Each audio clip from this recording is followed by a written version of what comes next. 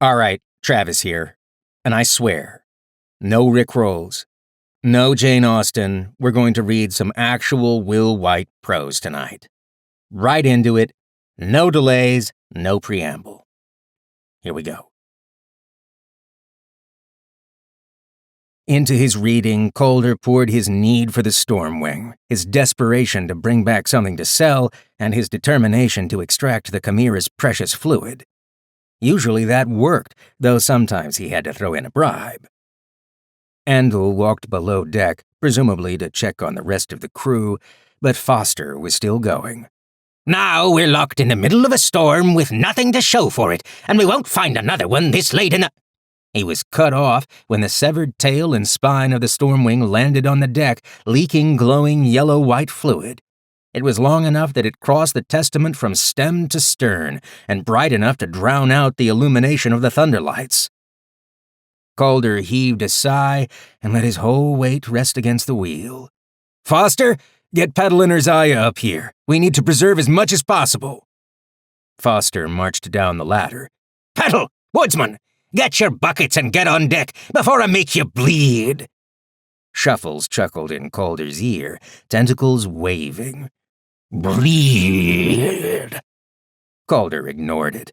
The bellowing horror liked to imitate the most disturbing words it heard, but the creature was— You know what? This is actually the wrong script. I'm really sorry about that. I didn't mean to mislead you. I swear we'll get back on track. Uncrowned.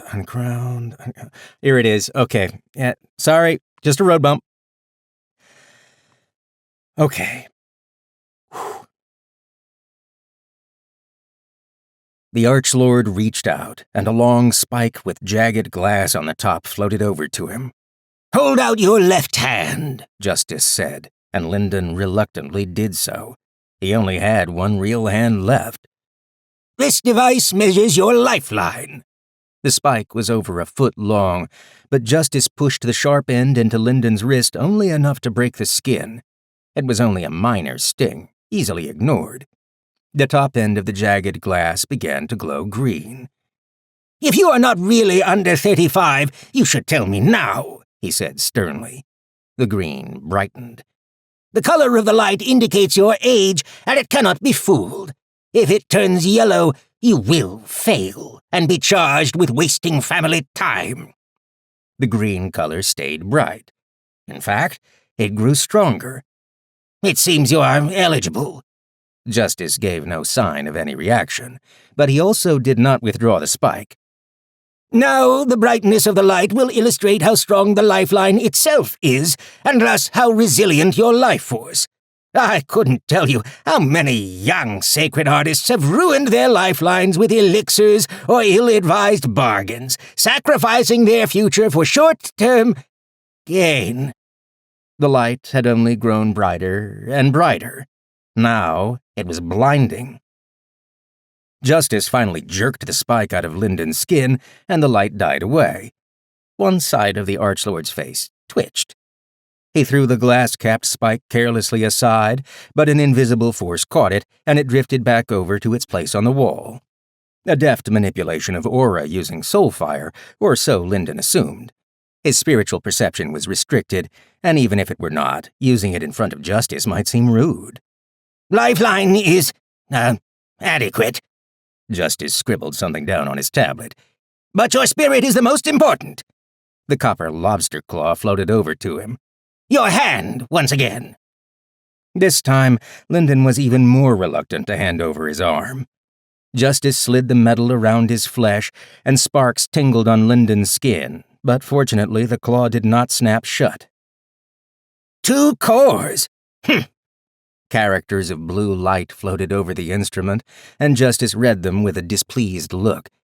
"You aren't the first to try it, but they're always shallower than one alone. This tool will measure the capacity of your cores, and we'll see if your spirit is— heavens above!" He looked at the device, swept his spiritual perception through it, checked it again. Did I pass? Lyndon had confidence in the depth of his cores, thanks to the heaven and earth purification wheel, but he was nervous that the Archlord's outburst meant he had discovered Lyndon's jade cycling technique. Ethan had warned him to keep it a secret. "You pass," Justice made another note on his tablet. So far. He didn't reprimand Lyndon for speaking. The next 6 tests passed in silence. Justice had tools for gauging Madra density, recovery rate, and stability, which all registered within acceptable limits. Lyndon had to step into the upright coffin, which crushed him with pressure from every angle, testing his physical strength. His blood was taken and examined for blood essence. A thorn-covered cap that pricked his scalp assessed his spiritual perception. In those 3 tests, he scored above average. Justice praised him grudgingly, but nothing caused him to react like he had in the first 2. He seems to have recovered his equilibrium. Your basic capability has reached the standards of the tournament, which is no surprise given that you attracted the sage's eye.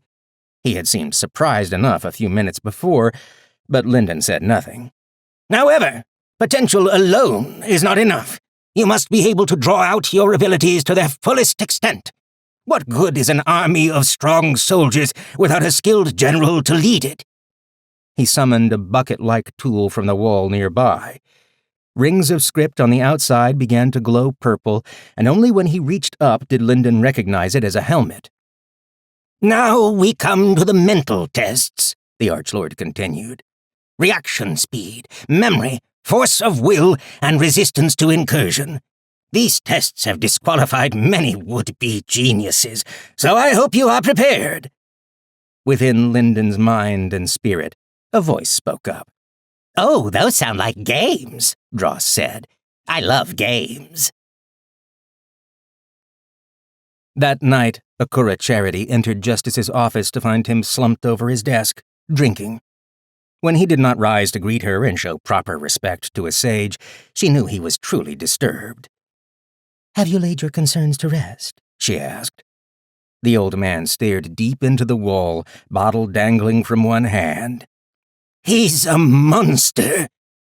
I take it you approve. Until today, I wondered why you did not recruit Ethan Aurelius.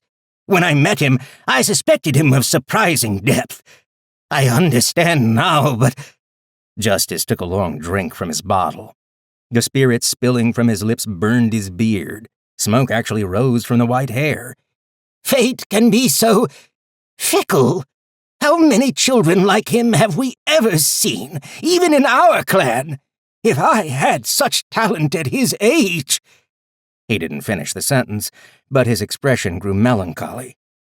Charity needed to cut off this line of thinking. Justice, a distant cousin of hers, had reached Archlord before she was born and been stuck there ever since. The heavens care nothing for our plans, she said. When they grant their gifts, we can only try to use them to our advantage. What did you think of his results? He has cores like deep lakes, and a lifeline like 1,000-year ancestral tree. Were those his only gifts, I would call him merely talented. Certainly nothing to rival young Mercy. But his mental tests... perfect scores in all categories. I've never seen anything like it. If he has the skill to bring out his full potential... He doesn't, but he will. There you have it. Uncrowned. Coming out the 26th. It rocks. See you later.